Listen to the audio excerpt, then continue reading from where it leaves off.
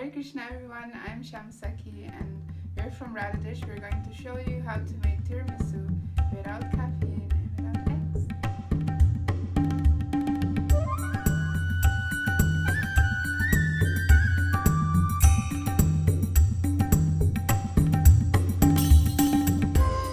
So what you will need is 300 milliliters of liquid cream, mascarpone cheese, 250 grams, 200 grams of cream cheese, 300 grams of powdered sugar, you can use coconut sugar, and chicory coffee, 2 tablespoons. So this is one package of digestive cookies. These are 200 grams.